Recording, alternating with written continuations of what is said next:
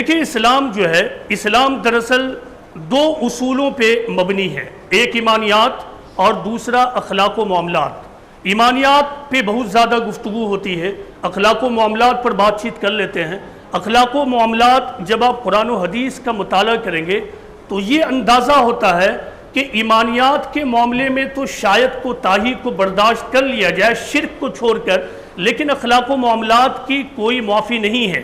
اگر ایک انسان دوسرے انسان کے معاملے میں ظلم کر دے، ایک انسان دوسروں کو ستائے، ایک انسان دوسروں کو تکلیف پہنچائے، یہ چیزیں معاف ہونے والی اس وقت تک نہیں ہے جب تک کہ خود دوسرا انسان معاف نہ کرے۔ اس سلسلے میں اسلام کا اصول یہ ہے، ایک حدیث سناتا ہوں اور ایک قرآن کی آیت پر غور کیجئے۔ پیغمبر اسلام نے کہا، بیہقی کی روایت ہے کہ تمام انسانیت دراصل خدا کی عیال ہے، عیال یعنی فیملی، اور تم میں بہترین شخص وہ ہے جو خدا کی عیال کے ساتھ بہترین سلوک کرے۔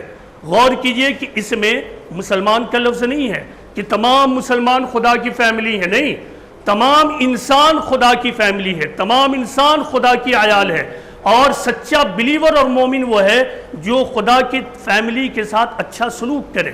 قرآن میں اللہ تعالیٰ یہ کہتا ہے کہ یا ایھا الناس اتقوا ربکم الذی خلقکم من نفس واحدہ وخلق منها زوجها وبث منهما رجالا كثيرا ونساء واتقوا اللہ الذی تساءلون به والارحام ان اللہ کان علیکم رقیبا۔ لوگو، میں نے تم کو ایک جان سے پیدا کیا، اس سے جوڑے پیدا کیے، پھر اس جوڑے سے بہت سارے مرد اور عورت اس دنیا میں پھیلا دیا، اور تم اللہ سے ڈرو جس کے حوالے سے تم ایک دوسرے سے سوال کرتے ہو، اور قرابت داروں کے معاملے میں ہوشیار رہو، اللہ تمہیں واچ کر رہا ہے۔ اس آیت میں یہ بتایا گیا کہ تمام انسانیت، ہندو، مسلم، سکھ، عیسائی، یہودی اور تمام لوگ جن کے نام ہم نہیں جانتے، ایتھیسٹ، ناستک، یہ تمام لوگ دراصل ایک ہی انسان، ایک ہی ماں باپ کی اولاد ہیں، اور مومن وہ ہے جو تمام انسانیت کے ساتھ برابر کا سلوک کرے۔ جب ایمان کا معاملہ ہو تو ہم توحید کو فالو کریں گے، جب اخلاقیات کا معاملہ ہو تو مسلمان وہ ہے جو انسانیت کو فالو کرتا ہے۔ اخلاق میں ایک اہم ترین چیز ہے معاملات۔ معاملات کے بغیر کوئی سچا دیندار بننے کا دعویٰ نہیں کر سکتا ہے۔ معاملات کی پہچان کب ہوتی ہے؟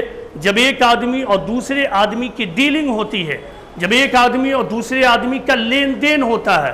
موجودہ زمانے میں بہت ساری تجارت شروع ہوئی ہے جس پر مسلمانوں کو غور کرنا ہوگا کہ اگر مسلمان بھی اس تجارت اور بزنس میں لگے ہوئے ہیں، مثال کے طور پر زمین اور اسی طرح ریئل اسٹیٹ کا بزنس، یہ بزنس موجودہ زمانے میں بہت زیادہ فلورش ہوا ہے۔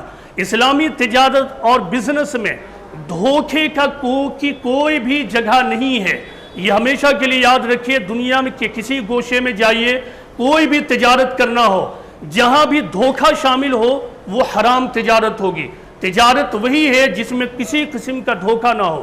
موجودہ زمانے میں کرپٹ سسٹم کی وجہ سے یہ لوگوں کے لیے ممکن ہوا ہے کہ ناجائز کاغذات بنوا کر دوسروں کے مال پر قبضہ کر لینا، اسی طرح دوسروں کے دل و دماغ کو بھرمت کر کر دو بھائیوں میں جھگڑا ہو اور ایک بھائی کی پراپرٹی کو خرید لینا، یا پھر کسی سے ایک چیز سیل کرنا اور پھر بعد میں کچھ وقت گزرنے کے بعد جب اس کی قیمت بڑھ گئی تو اس کو پھر دھوکے میں لینا، اس کو کنونس کرنا اور اس سے اس کی چیز کو بچوا دینا۔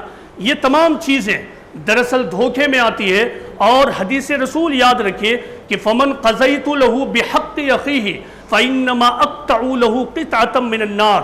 حضرت ام سلمہ راوی ہیں، وہ کہتی ہیں کہ ایک مرتبہ پیغمبر اسلام محمد صلی اللہ علیہ وسلم نے کہا کہ دیکھو میرے پاس تم لوگ آتے ہو، میں ایک انسان ہوں، تم لوگ اپنے معاملات کو لے کر آتے ہو، تم میں کچھ لوگ وہ ہیں جو بولنے میں بہت ایکسپرٹ ہوتا ہے، ہو سکتا ہے ان کے بولنے کے ایکسپرٹنس کی وجہ سے میں ایک مال اس کو دے دوں، ایک جائیداد اس کو دے دوں، لیکن اگر میں نے کسی کو کسی کے بھائی کا حق دے دیا تو میں نے اس کو آگ کا ٹکڑا دیا، اگر میں نے کسی کو کسی کے بھائی کا حق دے دیا تو میں نے اس کو آگ کا ٹکڑا دیا۔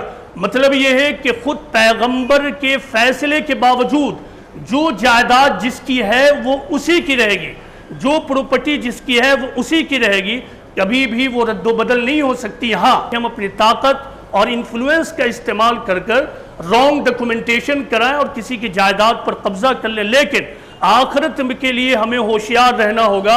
آخرت میں ایسے کسی بھی شخص کو اپنے تن کو ڈھکنے کے لیے درخت کا ایک پتا بھی نصیب نہیں ہوگا۔ دوسری طرف وہ لوگ جو اس دنیا میں ستائے جاتے ہیں، جن کی جائیداد اور میراث پر قبضہ ہوتا ہے، تو ایسے لوگوں کے لیے خوشخبری ہے کہ ایسے لوگوں کو اللہ تعالیٰ سونے اور جواہرات کا محل دے گا۔ یہ اللہ تعالیٰ کا وعدہ ہے۔ اب آخری بات اس سلسلے میں یہ ہے کہ معاملات میں ایک بڑا حکم وہ ہے جو قرآن میں کھول کھول کر بیان کیا گیا ہے، وہ ہے تقسیم وراثت کا معاملہ۔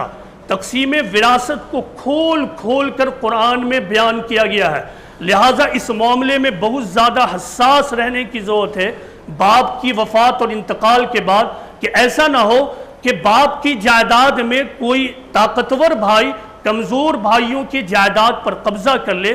قرآن کو جا کر پڑھیے کہ اس معاملے میں احکام کیا ہیں اور ایسے لوگوں کے بارے میں کیا کہا گیا ہے۔ تو یہ باتیں تھیں اخلاق و معاملات کے بارے میں۔